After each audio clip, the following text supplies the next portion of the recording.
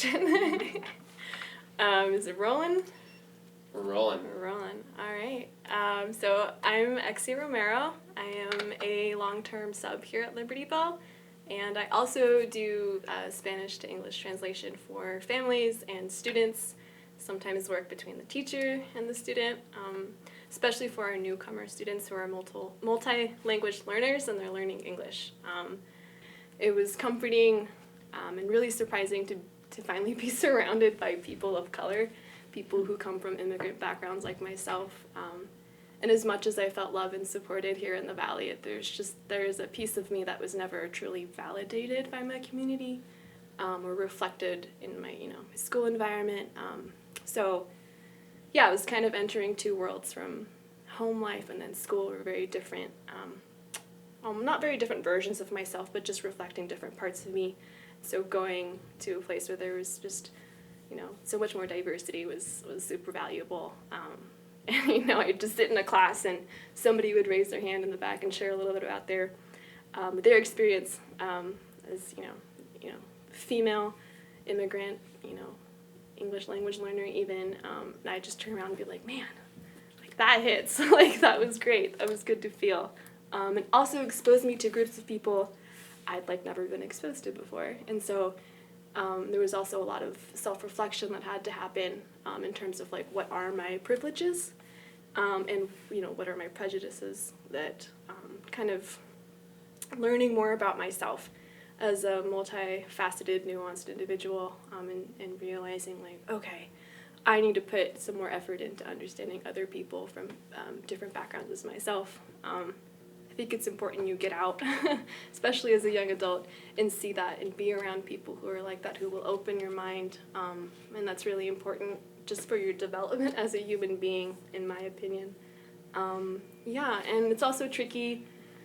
I feel like there might be young people, young adults like myself, who would love to, just to come back to the Valley and make a life for themselves, and whatever that looks like and means for them. But in terms of the housing market and how expensive everything is, I've noticed that that's been a blockade for some folks my age. You just can't find places to rent, you can't find places to buy. It's just all kind of outside of your reach. So I think those are some of the things that, in a positive way, would draw you away from the Valley, and also in a negative way kind of impede you if you really want to come and make a life for yourself at my age. Makes it harder to remain in the Valley. Yeah. As an adult, a young adult, but still an adult, I feel like there's that sense of opportunity to come back to your community, give back in a way, or even push to make significant changes, which you can be really involved as an adolescent or a youth in the community, but to make those big changes, I think it's important to come at it when you've matured mentally and physically, spiritually, and I feel that's something that can draw someone who's a young person, a young adult, back to the Valley. Is you can make an impact. You can see that impact, especially in our size, the size of our community. You can make an impact, and I just feel like it's maybe a bigger impact. Maybe it's more significant, and because we're so small, you see that. Hopefully, you can see what you're reaping. So you're sowing something and you're reaping something, and seeing almost immediately, the effects of your influence. A big goal, I guess, I have while I'm here. I have a very small subgroup of community members who, again, are from immigrant backgrounds, who are Spanish speaking, who don't always feel they're maybe can be a part of their child's experience within the school district, mostly because of that language barrier. There's also a cultural barrier, and so trying to help, it's not just me, but trying to be a part of the bridge that helps connect our multilingual learners, and their families to the school, and do that. I've seen that's one of the examples where I see the work I put into that, the ways I take time out of my day to go help translate or go communicate, or I'm texting at night trying to make all these connections happen and communications be clear so everyone knows what's going on, is one of the ways that I can almost immediately see the benefits of that, and I think that's important.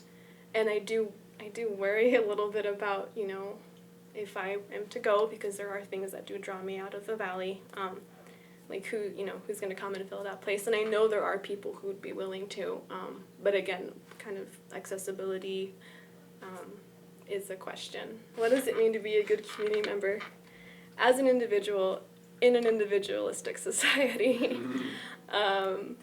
Yeah, I think that for me that just boils down to like being a good neighbor. My parents, for example, going above and beyond in some aspects to help community members in different ways with their different strengths and abilities. My dad going next door to help the neighbor figure out why his water line is all weird and wonky in the field and teaching him a little bit about that.